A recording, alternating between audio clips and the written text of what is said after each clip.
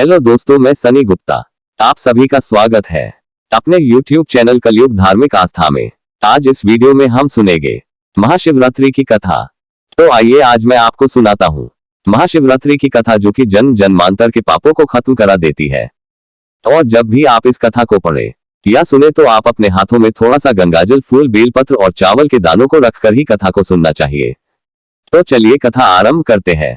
बोलो भगवान गणेश की जय, बोलो काशी विश्वनाथ भगवान की जय, बोलो माता पार्वती की जय। पूर्व काल में चित्रभानु नामक एक शिकारी था, जो जानवरों की हत्या करके वह अपने परिवार को पालता था। वह एक साहूकार का कर्जदार था, लेकिन उसका ऋण समय पर न चुका सका। क्रोधित साहूकार ने शिकारी को शिवमठ में बंदी बना लिया। संयोग से उस दिन शिवरात्रि थी। शिकारी ध्यानमग्न होकर शिव संबंधी धार्मिक बातें सुनता रहा। चतुर्दशी को उसने शिवरात्रि व्रत की कथा भी सुनी। शाम होते ही साहूकार ने उसे अपने पास बुलाया और ऋण चुकाने के विषय में बात की। शिकारी अगले दिन सारा ऋण लौटा देने का वचन देकर बंधन से छूट गया। अपनी दिनचर्या की भांति वह जंगल में शिकार के लिए निकला, लेकिन दिन भर बंदी गृह में रहने के कारण भूख प्यास से व्याकुल था। शिकार खोजता हुआ वह बहुत दूर निकल गया। जब अंधकार हो गया तो उसने विचार किया कि रात जंगल में ही बितानी पड़ेगी। वह वन एक तालाब के किनारे एक बेल के पेड़ पर चढ़कर रात बीतने का इंतजार करने लगा। बिल्व वृक्ष के नीचे शिवलिंग था, जो बिल्व पत्रों से ढका हुआ था। शिकारी को उसका पता न चला। पड़ाव बनाते समय उसने जो टहनियां तोड़ी वे संयोग से शिवलिंग पर गिरती चली गई। इस प्रकार दिन भर भूखे प्यासे शिकारी का व्रत भी हो गया और शिवलिंग पर बिल्वपत्र भी चढ़ गए। एक पहर रात्रि बीत जाने पर एक गर्भिणी हिरणी तालाब पर पानी पीने पहुंची। शिकारी ने धनुष पर तीर चढ़ाकर ज्यों ही प्रत्यंचा खींची, हिरणी बोली, मैं गर्भिणी हूं, शीघ्र ही प्रसव करूंगी। तुम एक साथ दो जीवों की हत्या करोगे, जो ठीक नहीं है। मैं बच्चे को जन्म देकर शीघ्र ही तुम्हारे समक्ष प्रस्तुत हो जाऊंगी, तब मार लेना। शिकारी ने प्रत्यंचा ढीली कर दी और हिरणी जंगली झाड़ियों में लुप्त हो गई। प्रत्यंचा चढ़ाने तथा ढीली करने के वक्त कुछ बिल्व पत्र अनायास ही टूटकर शिवलिंग पर गिर गए। इस प्रकार उससे अनजाने में ही प्रथम प्रहर का पूजन भी संपन्न हो गया। कुछ ही देर बाद एक और हिरणी उधर से निकली। शिकारी की प्रसन्नता का ठिकाना न रहा। समीप आने पर उसने धनुष पर बाण चढ़ाया। तब उसे देख हिरणी ने विनम्रता पूर्वक निवेदन किया, हे शिकारी, मैं थोड़ी देर पहले ऋतु से निवृत्त हुई हूँ, कामातुर विरहिणी हूँ, अपने प्रिय की खोज में भटक रही हूँ। मैं अपने पति से मिलकर शीघ्र ही तुम्हारे पास आ जाऊंगी। शिकारी ने उसे भी जाने दिया। 2 बार शिकार को खोकर उसका माथा ठनका। वह चिंता में पड़ गया। रात्रि का आखिरी पहर बीत रहा था। इस बार भी धनुष से लगकर कुछ बेलपत्र शिवलिंग पर जा गिरे तथा दूसरे प्रहर की पूजन भी संपन्न हो गई। तभी एक अन्य हिरणी अपने बच्चों के साथ उधर से निकली।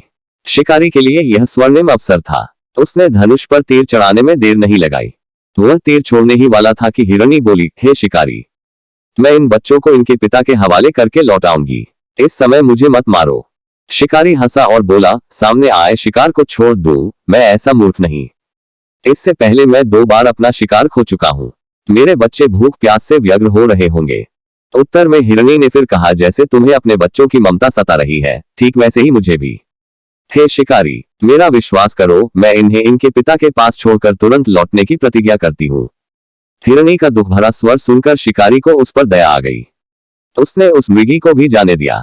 शिकार के अभाव में तथा भूख प्यास से व्याकुल शिकारी अनजाने में ही बेल वृक्ष पर बैठा बेलपत्र तोड़ तोड़कर नीचे फेंकता जा रहा था। तो एक हष्ट पुष्ट मृग उसी रास्ते पर आया।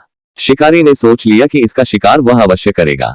शिकारी की तनी प्रत्यंचा देखकर मृग विनीत स्वर में बोला, हे शिकारी, यदि तुमने मुझसे पूर्व आने वाली 3 मृगियों तथा छोटे छोटे बच्चों को मार डाला है, तो मुझे भी मारने में विलंब न करो, ताकि मुझे उनके वियोग में एक क्षण भी रैख न सहना पड़े।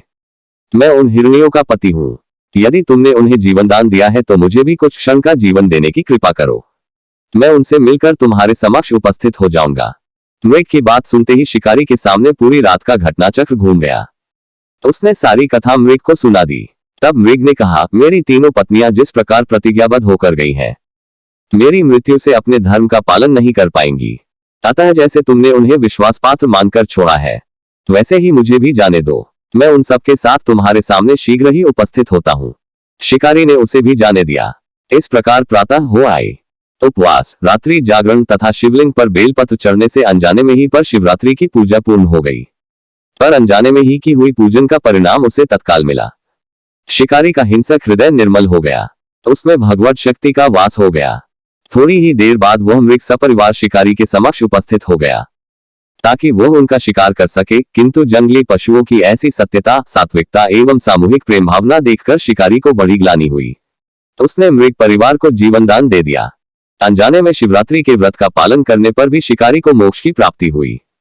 जब मृत्यु काल में यमदूत उसके जीव को ले जाने आए तो शिवगुरु ने उन्हें वापस भेज दिया तथा शिकारी को शिवलोक ले गए। शिवजी की कृपा से ही अपने इस जन्म में राजा चित्रभानु अपने पिछले जन्म को याद रख पाए तथा महाशिवरात्रि के महत्व को जानकर उसका अगले जन्म में भी पालन कर पाए। तो दोस्तों, इस प्रकार ये महाशिवरात्रि पर इस कथा को सुनना चाहिए और इस कथा को सुनने के बाद हाथ में लिए चावल, बेलपत्र और पुष्प को शिव पार्वती के चरणों में अर्पित कर दें। इस शिवरात्रि की कथा का ये संदेश है। शिकारी की कथानुसार महादेव तो अनजाने में किए गए व्रत का भी फल दे देते हैं, पर वास्तव में महादेव शिकारी की दया भाव से प्रसन्न हुए। अपने परिवार के कष्ट का ध्यान होते हुए भी शिकारी ने मृग परिवार को जाने दिया। यह करुणा ही वस्तुतः उस शिकारी को उन पंडित एवं पुजारियों से उत्कृष्ट बना देती है जो कि सिर्फ रात्रि जागरण, उपवास एवं दूध, दही, बेलपत्र आदि द्वारा शिव को प्रसन्न कर लेना चाहते हैं। इस कथा में सबसे महत्वपूर्ण बात यह है कि इस कथा में अनजाने में हुए पूजन पर विशेष बल दिया गया है। इसका अर्थ यह नहीं है कि शिव किसी भी प्रकार से किए गए पूजन को स्वीकार कर लेते हैं अथवा भोलेनाथ जाने या अनजाने में हुए पूजन में भेद नहीं कर सकते हैं। वास्तव में वह शिकारी शिव पूजन नहीं कर रहा था। इसका अर्थ यह भी हुआ कि वह किसी तरह के किसी फल की कामना भी नहीं कर रहा था। उसने मृग परिवार को समय एवं जीवन दान दिया जो कि शिव पूजन के समान है। शिव का अर्थ ही कल्याण होता है। उन निरीह प्राणियों का कल्याण करने के कारण ही वह शिव तत्व को जान पाया तथा उसका शिव से साक्षात्कार हुआ। तो दोस्तों, ये थी महाशिवरात्रि व्रत की कथा। आगे भी आप सभी को सभी देवी देवताओं, तीर्थों, प्राचीन मंदिरों और पूजा पाठ से जुड़ी जानकारी देता रहूंगा। मिलते हैं आप सभी से अगली वीडियो में। ओम नमः शिवाय। हर हर महादेव।